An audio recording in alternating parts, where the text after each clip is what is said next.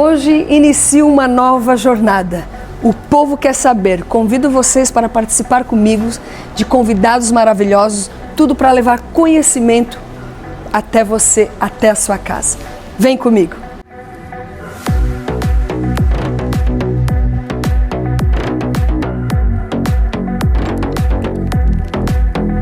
Boa tarde, gente. Eu estou aqui com o doutor Júlio Domingos, renomado cardiologista. Doutor, um prazer em receber hoje aqui no meu café. O povo quer saber, doutor. Obrigado, Hélida. Obrigado pelo convite. É um prazer estar aqui com você. Imagina, o prazer é todo meu. Doutor, vamos já começar? Vamos, direto. Eu tô assim, empolgada. Doutor, Viagra. É que eu recebi um monte de perguntas, porque eles querem saber do Viagra. Com quantos anos o homem pode começar a tomar um Viagra? Depois de 18 anos, é liberado em bula, então todo homem pode ter atividade sexual em qualquer idade. Até 80 anos, 85 anos, o homem quer ter um prazer sexual, ele pode sim. Pode tomar um Viagra a partir dos 18. Depois de 18 anos em bula, pode. Doutor, o homem que vai tomar um Viagra é porque ele tá impotente ou ele quer melhorar o desempenho sexual? Não, normalmente, né, a indicação em bula, né, é quando o homem, né, tem dificuldade na ereção ou na manutenção da ereção. Tá, o que é essa manutenção da ereção, doutor? Vamos lá, gente. O negócio já duro mesmo, Elida.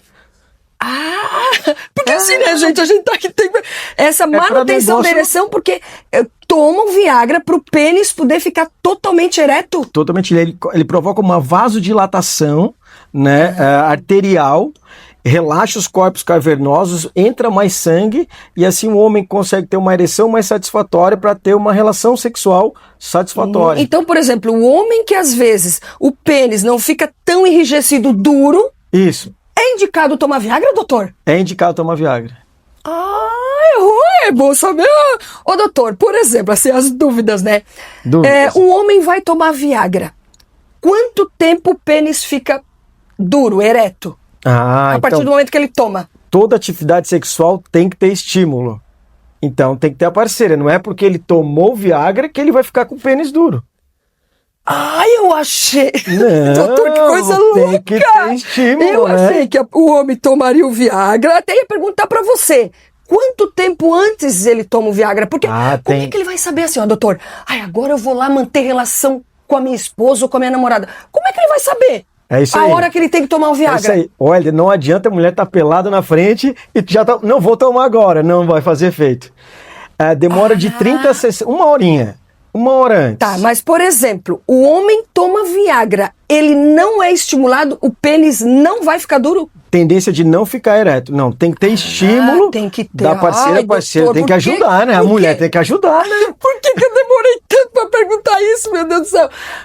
Doutor, eu achei que a partir do momento que o homem tomaria o Viagra, o pênis já ia subindo. Não, tem que ter estímulo uma hora antes. Então, se ele for convidar ali a namorada, a mulher pra jantar, ali antes de ela chegar em casa, toma, janta. Entendi. Depois de uma hora, ter o estímulo, daí começa a ter ereção. Então, resumindo, tomou Viagra, tem que estimular, senão o bicho não levanta. Tem que estimular, claro, a mulher tem que trabalhar. Gente, eu tô adorando isso aqui.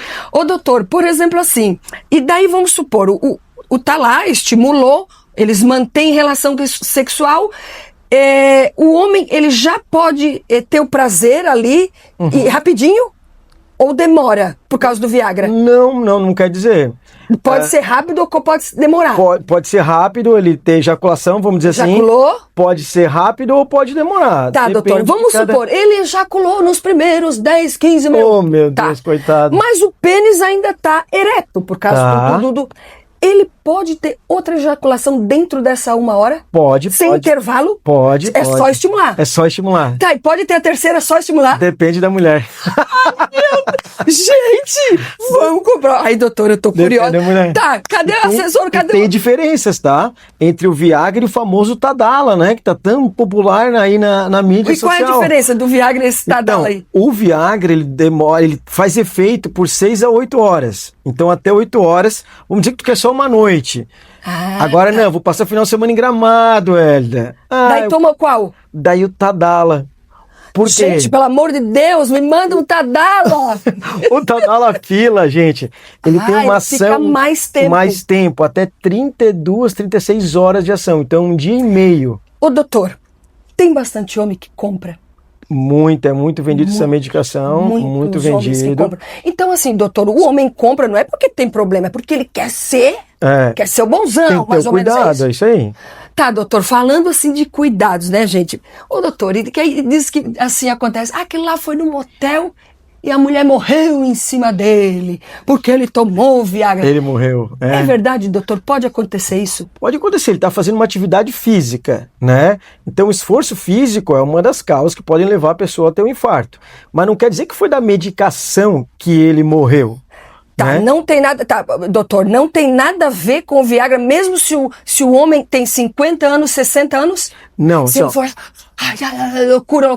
Então, é esforço Pode físico. morrer com Viagra ou sem Ou sem Viagra? Viagra, é isso aí. O Viagra não vai mudar. Não vai mudar. Agora, o perigoso é quem toma Viagra com algumas medicações, Hélida, que tem que ter cuidado, né? Que o pessoal aí, a tua audiência, né, tem que saber.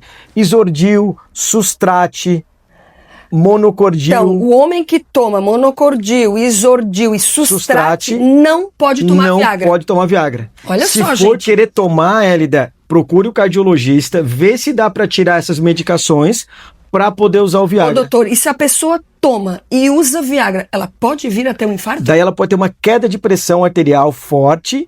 Quando tem muito queda de pressão arterial, pode vir a instabilizar a placa e ter um infarto. Ter um infarto. Um infarto que leva à morte. Que pode levar a um infarto que leve à morte. Que leve à morte, porque às vezes infarta e não morre, né, doutor? Não, é isso aí. Tem isso também. Então, é complicado se tomar essas medicações que não são favoráveis junto com... Sempre com orientação médica, né? Tá, Qualquer doutor, medicação com orientação 60 anos pode tomar Viagra, 70 Pode. anos pode tomar Viagra, é porque o negócio vai Pode bomba tomar. mesmo. Pode tomar, hoje o Tadalafila é mais moderno, porque dura mais tempo, né?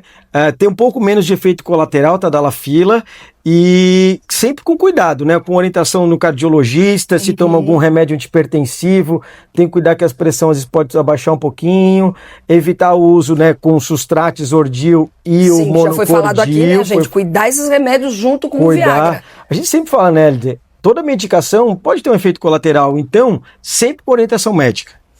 Então, dura o Viagra até 1 hora ali. Dura 6 horas o Viagra. Puta. Pode durar até 6 horas. Começa Caramba. e o Tadalafila, 32 horas. E doutor, quanto é que custa um Viagra? Um Viagra custa R$30. R$30 Mais pra ou durar menos. 6 horas. É. Ô, gente, é melhor tomar um Viagra do que tomar uma cerveja, doutor, nessas alturas? É melhor... Né? Ai, doutor, não tem nenhum Viagra aí pra eu ver. Opa, eu trouxe uma Ai, lembrança. assessora, minha diretora aí, por favor. Trouxe uma lembrança. Olha só o Viagra aí, vamos ver. Do meu amigo, né? Ele trouxe pro meu... Ai, doutor. Pro meu amigo. Não, ele mandou uma até cartinha. Olha só que luxo. Doutor Ari. Doutor Ari, só uma lembrança com carinho, ó. Ai, doutor Júlio, o problema é que... Ai, gente, meu Deus ele do deu... céu. Azulzinho, original ainda, hein? Não Tá, é aqui nem... tem um. Aí tem um. Tem um, vai durar 6 horas. Então, gente, só pra vocês saberem, olha aqui, ó.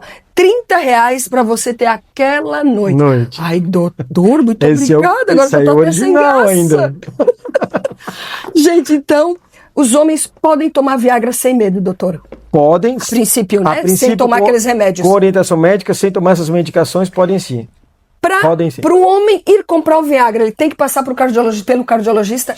Seria bom fazer uma bateria de exames? Se ele tem mais de 40 anos, 50 anos, é importante sim. Seria bom. Seria bom para saber que outros remédios que ele toma. O cardiologista orientar também, para ele não estar fazendo coisa errada. Doutor, a última pergunta do Viagra.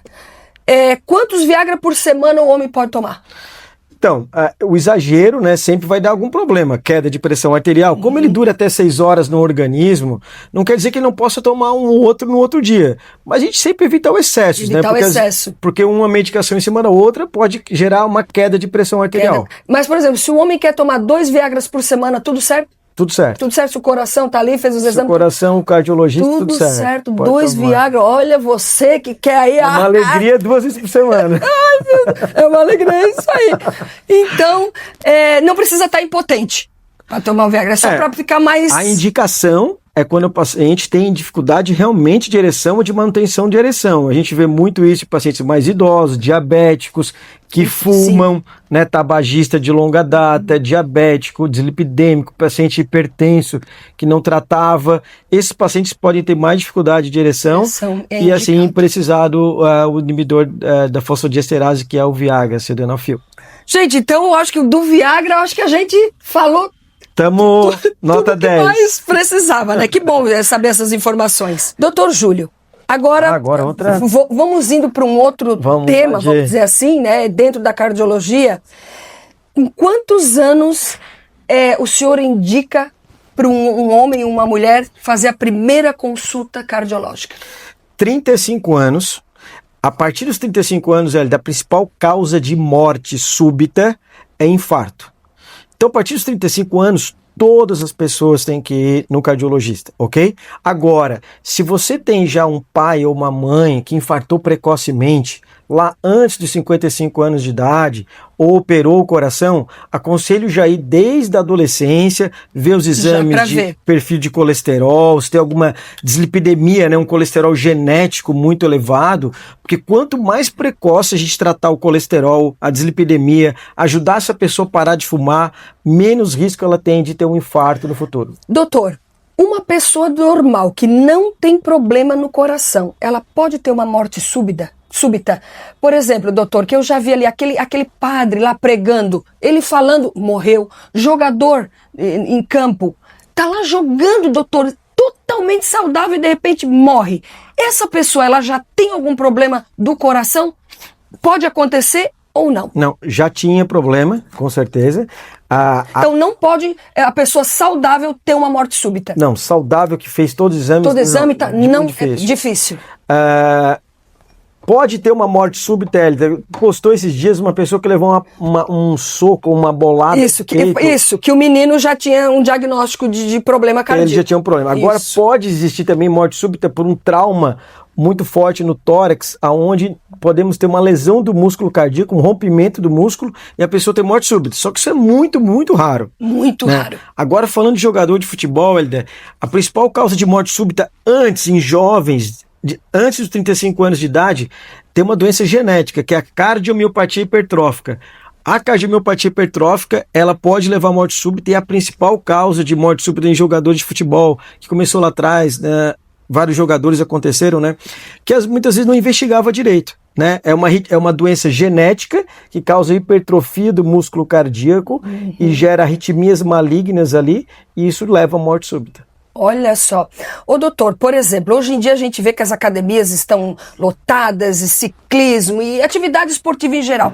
A pessoa que faz muito esforço, eu digo um esforço além, vai lá e malha que nem um louco e corre, essa pessoa pode prejudicar o seu coração vindo a ter um infarto, um problema cardíaco, por falta de oxigênio no cérebro também? Isso existe, doutor? Não. A gente sabe que a cardiologia, com diversos estudos científicos, né, mostram que a longevidade, né, a pessoa viver mais tempo, é através da atividade física moderada, de moderada intensidade. Tá, Elida? Tem vários trabalhos mostrando que pessoas com atividade física muito intensa, corredores de longa duração, esportistas de muito alto desempenho aumenta o risco de arritmias cardíacas, como fibrilação atrial, mas não quer dizer que leve à morte súbita. Mas é uma arritmia. Pode desenvolver. É uma arritmia que pode dar AVC, entendeu? Por que essa pessoa, então, que fez muita atividade física, muito esforço, deu arritmia? Por quê? O que aconteceu com o coração dessa pessoa para dar essa arritmia? A gente chama de coração do atleta. A pessoa faz tanto atividade física de alto desempenho que pode gerar uma certa hipertrofia do músculo cardíaco, dificuldade de relaxamento do coração. Essa dificuldade de relaxamento, o coração não enche direito, sobra sangue em cima do átrio esquerdo, é uma coisa mais anatômica, né? O átrio esquerdo dilata um pouco, isso propicia a formação de arritmias como fibrilação atrial. Uma coisa mais técnica. Né? Mais técnica. Por exemplo, a pessoa daí desenvolveu uma arritmia, que eu conheço um monte de gente que tem arritmia. Claro. Tem que tomar medicação, doutor? Isso, daí dependendo do tipo de arritmia, né? Tem pessoas que tem que até levar aquele choque, sabe? Choque, mas isso, quando leva o choque, é porque já está mais avançado ou não necessariamente? Não necessariamente. O choque às vezes pode ser no início, ou para reverter a arritmia total, ou através de medicações. Por isso, né, que atletas de alto desempenho e atletas de moderado desempenho têm que ter acompanhamento médico para evitar essas mais graves. Ô, doutor, e daí já pegando o gancho da arritmia, a gente vê assim, pessoas que têm decepções, que sofreram e que no futuro desenvolveram um problema cardíaco, até uma arritmia. Pode acontecer isso, doutor? A pessoa sofreu muito, puxa, ficou triste por muitos anos, ela acabou tendo um problema cardíaco lá na frente, uma arritmia. Isso existe, doutor? Existe. O estresse crônico, né? Estresse crônico, ele está sim associado à doença cardiovascular. Aumento da pressão arterial, a piora da aterosclerose, que é a formação das placas de gordura, tem relação sim. É claro que a gente vê mais comumente o estresse agudo, né, fazendo pico de pressão alta, ansiedade fazendo picos de pressão alta. Isso acarreta tudo no coração, estoura também no coração. Isso, picos de pressão alta pode ter um AVC, por exemplo. Pode ter um AVC. A pressão alta tem que controlar, né, doutor? Controlar. É perigosíssima a pressão alta. Hipertensão é uma doença crônica mais comum que existe, então todo mundo tem que estar ligado nisso, medir sua pressão arterial e ter a pressão 120/80. Se a pressão não tá boa, tem que ficar em alerta. É a doença crônica mais comum, mais incapacitante do mundo. Então, a pessoa que tem pressão alta tem que ser medicado, doutor. Tem que ser medicado, porque senão pode ter um AVC, pode ter um... É isso aí. Pode vir a morte. Se a pressão persiste alta, né? O diagnóstico é quando ela persiste alta. Tem que ter tratamento sim, porque senão aumenta o risco de infarto e AVC. Infarto e AVC. E fica junto com o colesterol, doutor? A pessoa que tem o colesterol muito alto também pode, e não se trata, também pode vir a ter, ter um AVC ou um... Ed, eu sempre explico para os meus pacientes, né? O tijolinho, né? É o tijolinho da pressão alta, o tijolinho do colesterol, o tijolinho do cigarro, o tijolinho da diabetes, o tijolinho da obesidade. Quanto mais tijolinho você tem, vai ficando pior. Maior o risco que você tem de ter um infarto agudo ou um AVC. Então aumenta o muro, né? O muro vai aumentando. Então quanto mais tijolos você tem, quanto mais fatores você tem, mais risco de infarto precoce, até mesmo em jovens. Até jovens podem 40 anos, devido ao colesterol. 40 anos, alta. 45 anos, cigarro. Ô doutor, então um paciente que vem para você vê ali, a pressão está sempre alta e não baixa, o colesterol está sempre... Essa pessoa já vai tomar remédio. Vai tomar remédio. Se nunca baixar, vai tomar remédio para a vida toda. É isso. Vamos aí. dizer assim, mais ou menos? Mais ou menos. Porque não baixa, e vai, aí... Hoje nós temos uma doença que nós vamos falar daqui a pouco, né, que é a obesidade, né, é uma das doenças crônicas incapacitante, que é a obesidade, e hoje em dia cada vez mais medicamentos modernos para a obesidade. A gente sabe hoje, quando a gente trata a obesidade, a gente controla a pressão arterial, controla a glicemia, diminui o risco de diabetes. Todo mundo manda sempre controlar, né, a obesidade para não engordar, isso aí é... Ô doutor, mas por exemplo assim, falando ali do infarto, como que a pessoa sabe que está infartando? Porque eu já ouvi vários relatos. O meu olho ficou vermelho, começa a dormência nos braços. Ô doutor, o infarto ele vai acusando mesmo? Ele vai mandando sinais? E para o homem, quais os primeiros sinais que o infarto vem para o homem? É a dormência nas mãos? É o que? Dor no peito? Então, para o homem e para a mulher, tá? Ele é dor no peito de forte intensidade, tá? Dor bem no peito, como se tivesse alguém passando em cima do teu tórax e apertando assim pra dentro, sabe, Elida? Mas isso, por exemplo, ele pode ter essa dor no peito por dias bem antes, no caso. Não que ele deu a dor e vai morrer, não. Fica dando essa dor. Isso, muitas vezes o paciente começa a ter assim, não, antes eu subia 2 lances de escada e não sentia nada. E agora eu tô subindo 2 lances de escada e me dá uma dor no peito. Assim, ó, isso já pode ser um sinal? Isso é um sinal, a gente chama de angina. Angina, é um sinal. E a dormência, doutor? Que é a dor que piora com esforço. Dor no peito, gente, que piora com esforço, tem que ir no cardiologista. Tem que ir urgente. Tem que ir. E essa dormência, doutor, que dizem? Isso pode acontecer existe, também. Ou isso também não necessariamente é dormência só na mão, nos braços? Só dormência na mão, não. Não tem nada a ver. Assim, normalmente é dor no peito, que normalmente ela corre pro braço ou direito ou esquerdo, ou ambos os braços, ou até a região cervical. que pode dar essa sensação de dormência em todo o braço, ou até o cotovelo, ou até a mão. Seja braço Tem direito... a sensação, então, de dormência. Tem a sensação, mas junto é a dor no peito. Não adianta, tô com uma dormência na mão. Tá. Sim. Ai, Não, doutor, tá dormente aqui. Mas se não deu nada no peito, é porque também tá tudo certo. Vamos dizer assim. Normalmente o infarto ele vem com dor no peito, ou uma falta de ar inesperada. Tô super bem. De repente, gente, eu tô passando mal. Né, tô com uma falta de ar, ou perdi a consciência, de repente, sabe? Uma perda de consciência, às vezes idoso, né? Perde uma consciência subitamente. Tem que ir para um pronto-socorro. Olha só, gente, então já vai ficando as dicas aí para vocês.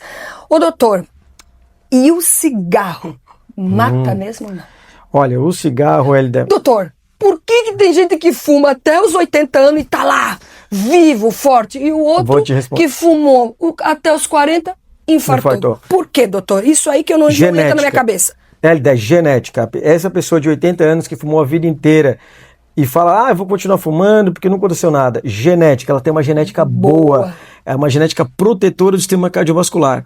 E a grande maioria, a gente não pode deixar isso como uma roleta russa, né?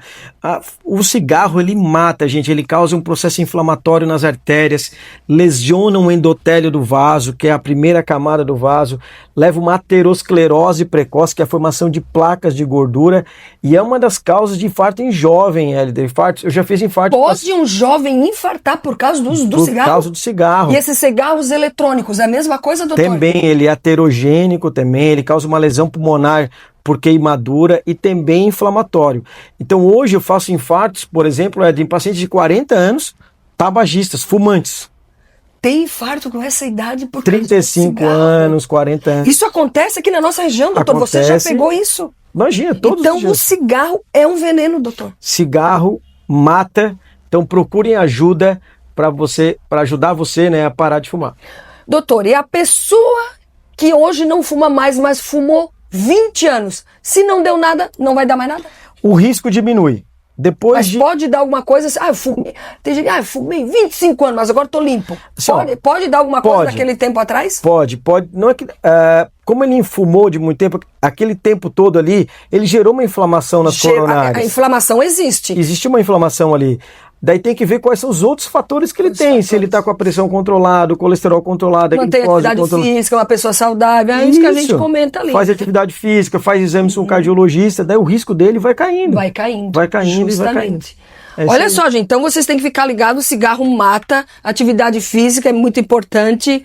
Ô, doutor, quando a pessoa vai fazer a consulta com você, né, com um cardiologista, o exame eletro, ele é feito na consulta. O que é diagnosticado no eletro? Por que faz o eletro? O que o doutor vê num eletro? Isso é uma dúvida muito comum no Instagram, né, Hélida? O eletro é um exame simples, todo mundo fala, doutor, mas eu nunca aparece no eletro. Mas ele é um exame importante, porque a gente vê ali o ritmo do coração. Vê se o coração está batendo no ritmo certo, no compasso certo, Hélida.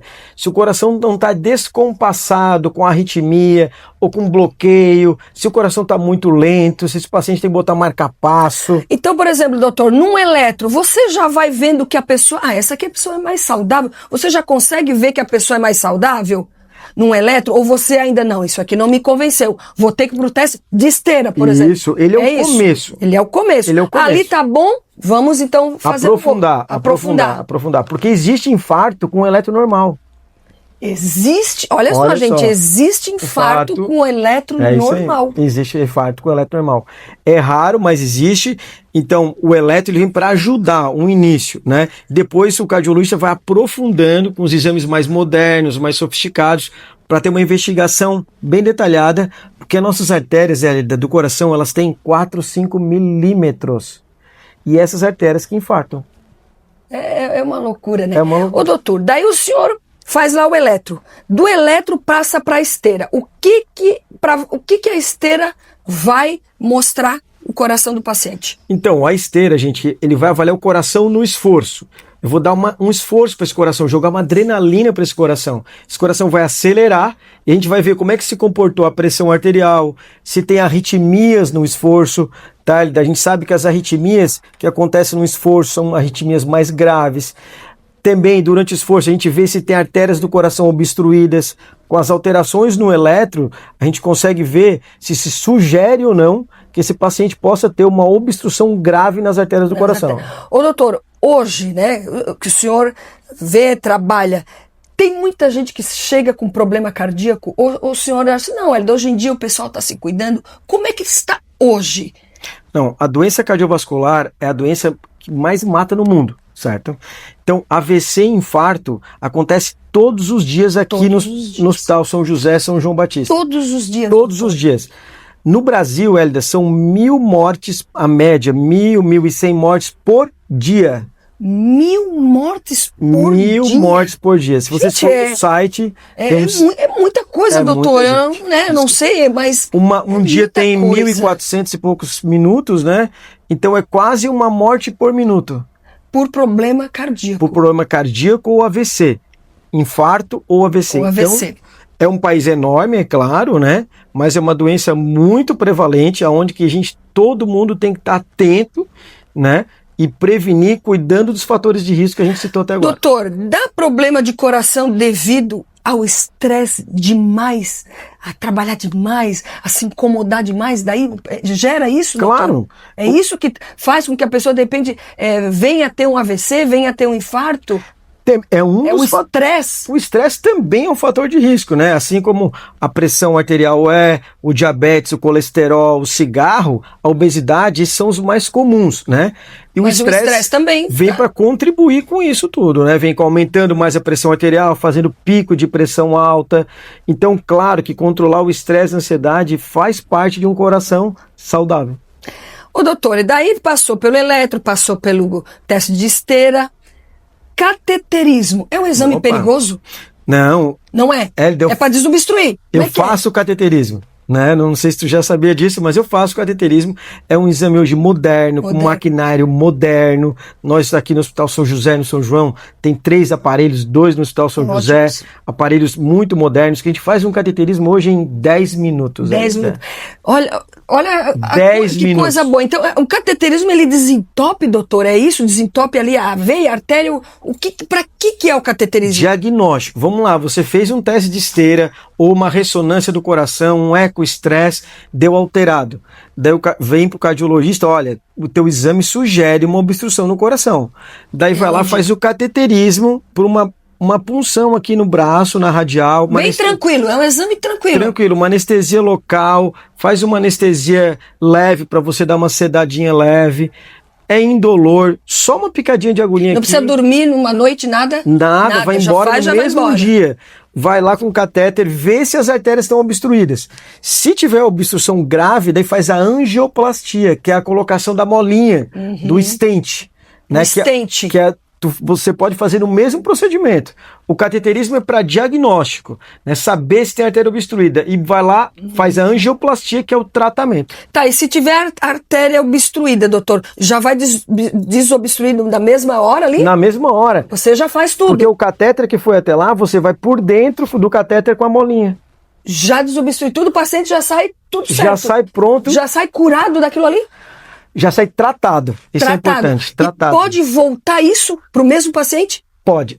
Pode voltar. Pode voltar. Então tá aí, gente, pode voltar. Pode voltar porque, gente, botou o stent, você não está curado, você está tratado, né? Se o paciente não tomar as medicações corretamente, não parar de fumar, continuar hipertenso, pode obstruir novamente. Diabético, daí pode obstruir, fazer trombose do stent ou obstruir o stent. Quantos stent a pessoa pode ter? Ah, não. Incontáveis. 5, 6, 7, 10. Vai entupindo, vai botando. Vai botando. Então tá, gente. Vai entupindo, vai botando. Olha aí, ó. Então.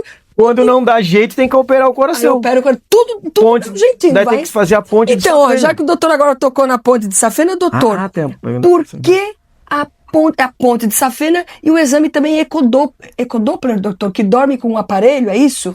Uma vez eu já dormi muito com um aparelho. É ecodoppler isso? O mapa. Não, mapa, ecodoppler das pernas. E o Holter.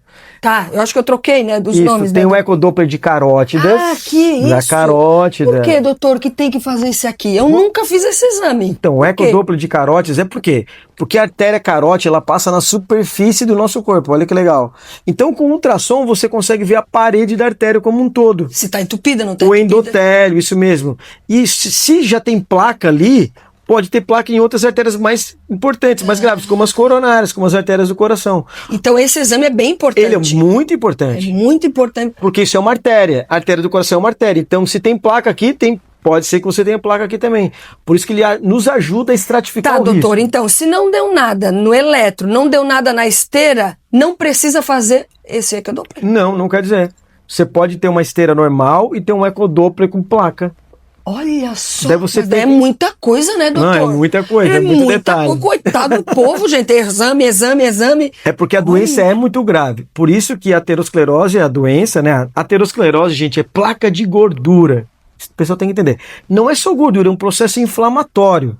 Por isso que cigarro é gordura, não é gordura, mas ele gera inflamação. Quando gera inflamação, ele gera formação de placa. Então, inflamação, formação de placa, o LDL oxidado entra ali nas placas e vai formando as obstruções. Assim como obesidade, a célula de gordura do paciente com obesidade, ele produz inflamação. A própria célula mesmo libera substâncias inflamatórias, interleucinas, várias interleucinas que geram inflamação nas coronárias, lesão do endotélio e formação de placa. Olha, Legal, gente, né? quanta coisa que a gente não sabe. Então, um cardiologista, o paciente, é importante ir uma vez por ano consultar um cardiologista? Com certeza, tratar todos esses fatores. Ai, doutor, acho que eu já tô. Gente, eu preciso do cardiologista, urgente. Doutor Ari foi lá, né? Eu acho que eu tô com isso aqui entupido, doutor. Ele pelo foi lá. amor de Deus. E ele não me pediu Viagra, não? Não pedi Viagra. Ai, deixa que agora já vai dar tudo certo. Ô, doutor, e o marca-passo, essas coisas também o marca-passo. É mais grave? Não, é outra coisa. O coração ele tem várias doenças. O coração tem o músculo, tem as artérias, tem um sistema elétrico do coração. O sistema elétrico é como se fosse fios elétricos de uma casa, sabe, Aida? Que está dentro do músculo cardíaco. E ao longo do nosso envelhecimento, esses fios elétricos, vamos dizer assim, vai se degenerando, vai ficando lento, o coração vai ficando lento. Às vezes chegam umas senhorinhas no meu consultório, doutora, minha mãe dorme o dia inteiro, Isso precisaria de um marca-passo, as pessoas mais que já estão fraquinhas? Daí o que acontece? A gente faz um eletro, o coração está batendo lá 30. O normal de uma batida do coração é de 50 a 100 em repouso. Ela está lá batendo 30, então porque está com bloqueio. Daí teria que entrar com o marca-passo. Daí o tratamento dessas pessoas bota o marca-passo, ela acorda. Daí o coração volta a bater o normal, que é 60, 70. Ô, doutor, o que é pior, colocar marca-passo ou safena? A safena não diz que tem na perna, essas coisas? A doença de obstrução das artérias é pior. Porque o marca-passo, praticamente, tu curou a doença. Ah, entendi. O sistema elétrico tá ruim, substitui o fio da casa. Substitui o fio. Então, fio, bota um fiozinho. Essas coisas são piores. São doenças mais graves. Que tem que ter um maior cuidado. E quando abrir o peito, doutor? Então, quando a pessoa tem que abrir o peito? Abrir o peito é quando a gente não consegue mais colocar stent. A anatomia é tão ruim da artéria, com bifurcação, pega várias lesões, vamos dizer assim, nosso coração ele tem duas artérias principais e a esquerda se divide em duas. Vamos ver que esse paciente tem várias placas. Placa grave aqui na direita, na esquerda, na descendente anterior, na circunflexa. Daí tem que colocar muito stent. Daí quando tem que colocar muito stent, a melhor coisa é operar, abrir o peito e fazer a famosa ponte de safena. Ponte de safena. É assim. Ô doutor, quem faz ponte de safena pode ter uma vida normal? Pode ter uma vida. Daí praticar esporte, tudo certinho? Pode ter até relação sexual. Relação sexual com Viagra? Com Viagra. Então, fez ponte de safena, os exames tudo certo, vida normal. É isso aí, os exames tudo certo. Não adianta sair do hospital e já querer matar a velha, né?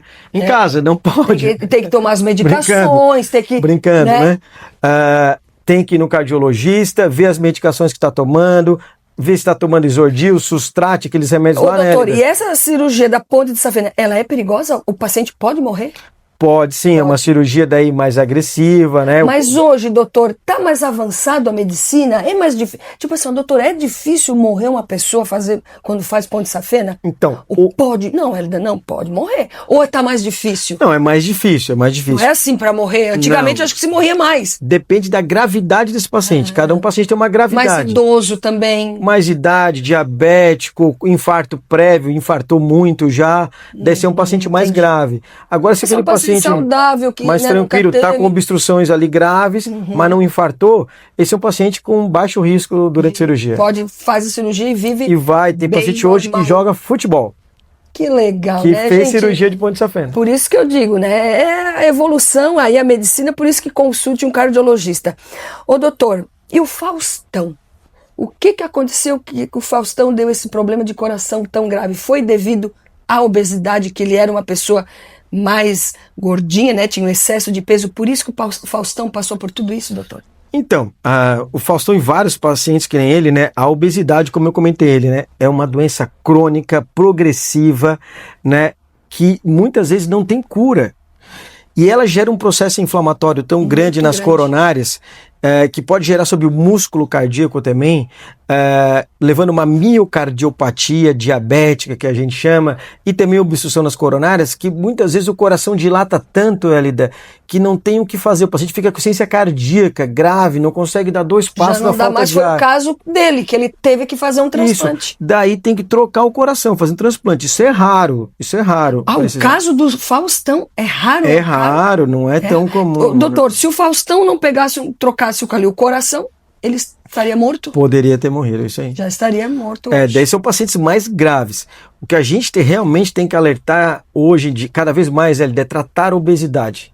Lembra que eu falei pra ti, mandei um áudio dizendo, Elida, vamos falar sobre a obesidade. Tem que manter, né, o corpo saudável. Hoje as medicações, Elida, que a gente tem modernas, hoje tu sabe, né, o Ozempic, né, é muito famoso, depois veio o Wegovy. E que agora, doutor, as pessoas não estão podendo mais aplicar, né? Não é isso? Tem que ter receituário médico. Tem que ter receituário médico. Ô, doutor, olha só. Tem perguntas das pessoas, que a gente abriu uma caixinha de perguntas, tem muitas perguntas. Vamos responder essas perguntas, doutor? Vamos lá? E tomar um café. E tomar um café, claro, né? Gente, então, olha só.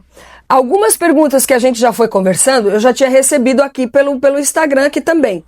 E algumas não, doutor. Então eu vou fazer para você aqui. Pergunta para o doutor, Elida. Meu marido toma Plenance. O que é Plenance? Bom, Elida, Plenance é rosuvastatina, uma medicação para o colesterol moderna, super indico. E em jejum, ele toma Plenance em jejum. E logo em seguida toma café preto. Corta o efeito? Não corta o efeito, pode tomar. Então pode tomar. Fibrilação atrial, poderia me explicar melhor? É a arritmia cardíaca mais comum, né? Que tem o átrio, ele fibrila. Essa arritmia ela pode deixar o coração muito acelerado e formar coágulo dentro do coração. Esse coágulo pode ser para o ventrículo esquerdo, subir para o cérebro e causar um AVC. Tem que ter um cardiologista. Tem que ter um cardiologista, mas tem cura, tem remédio. Tem remédio, tem tratamento. Então, gente, ó, tá aí que você perguntou, vai para o cardiologista, tem remédio, tem tratamento. Elida, e o doutor... Elida. Eu acho que é aquilo que ele falou. E o doutor sabe o que é bom para acelerar o coração? É aquilo que você falou, que a pessoa já não anda direito, cansa, que não tem que botar o marca-passo. Isso, daí ali. Não. Pessoas idosas, que faz um eletro, o coração está muito lento, tirar os medicamentos que deixam esse coração lento, ter um cardiologista, ou fazer um Holter, que é um eletro que dura 24 horas. Se o coração estiver muito lento ali, não tem jeito. O tratamento é marca-passo. Doutor, aqui falaram, da pessoa que toma muitos anos remédio para pressão alta. Ela pode continuar tomando? Tá tudo certo? Tem que continuar. A vida toda? A vida toda. O remédio não mata, o remédio controla a pressão arterial.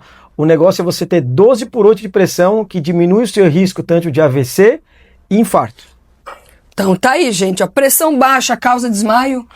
Pressão baixa pode causar desmaio, sim. Muita gente tem a genética disso. Não é uma doença grave. Ela pode ter, a gente chama de uma síncope vasovagal, é uma doença diferente. As pessoas desmaiam para tirar sangue. Já falou, Elida? Isso, já ouvi falar. Desmaia para tirar sangue. Síncope vasovagal. Então tem que fazer o diagnóstico. As orientações são aumentar a quantidade de água, atividade física, tipo musculação para as pernas, e saber que se você vai ter a síncope, você tem que deitar e levantar as pernas pro alto. E tem um cardiologista aí te acompanhando. Doutor, mais uma pergunta aqui. Crianças de 5 anos podem ter problema de coração? Pode sim, daí são doenças congênitas, ela nasceu com algum problema. Ou genética, doutor? Genética, ela nasceu com isso, são doenças genéticas como CIA, CIV, transposição de grandes vasos, coração único, nasceu às vezes com só o coração do lado esquerdo, que é uma doença grave, ventrículo único. Então, pode acontecer, então. Pode acontecer. É congênita, genético.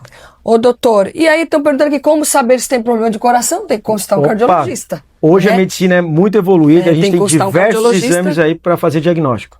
Então, gente, algumas perguntas que eu separei aqui que era diferente daquilo que a gente conversou, né? Ô, doutor, você gostaria de falar mais alguma coisa da importância de consultar um cardiologista, da importância de cuidar do seu coração e que às vezes as pessoas não têm essa informação? A gente falou dos exames, que é importante, da medicação, né? Então, o que o senhor poderia deixar mais claro ou colocar mais informações em cima disso tudo que a gente está conversando?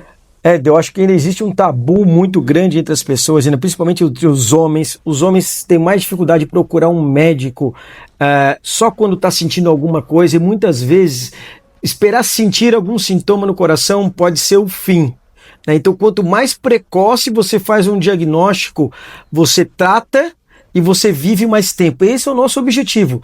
Pegar uma pessoa que poderia infartar com 60 anos, levar ela a viver até os 80, 90 anos. O nosso objetivo como cardiologista é prolongar a vida das pessoas, não é antecipar, é prolongar. Prolongar. E hoje qualidade também, né? E hoje a medicina, a gente consegue prolongar as vidas das pessoas com qualidade de vida. Doutor, então resumindo, atividade física é importante para ter uma vida saudável e um coração saudável? Sim, atividade física moderada, 150 minutos por semana, hoje associado tanto ao aeróbico, né, que é corrida, natação, jogar tênis, com atividade física de musculação, para a gente envelhecer com força muscular, Hélida, isso a longo prazo prolonga a vida. Doutor, vamos agora tentar fazer uma pegadinha com ele. Doutor, o que é pior? Fumar ou ter uma vida muito estressada, uma vida triste, um sofrimento para o coração? O que é pior?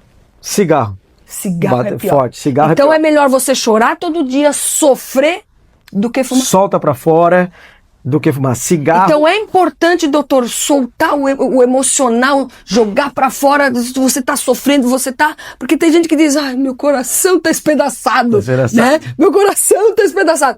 Então é importante jogar isso tudo pra fora, trocar ideia com alguém. Às vezes a gente diz até chamar um palavrão pra poder tirar isso de dentro. O senhor acha que isso contribui pra ajudar, então? Contribui. A gente tem os psicólogos hoje, né? Os psiquiatras. Pra fazer essa... Pra ajudar um amigo muito próximo seu, que é muito inteligente, que você goste dele, chegue e conversa, procure ajuda, né? Se você tem problema de depressão, ansiedade, estresse, procure ajuda, psicólogo, psiquiatra, e colocar isso para fora. Além de aliviar o seu coração, vai fazer o bem para você. Então, o pior de tudo hoje pro coração é o cigarro.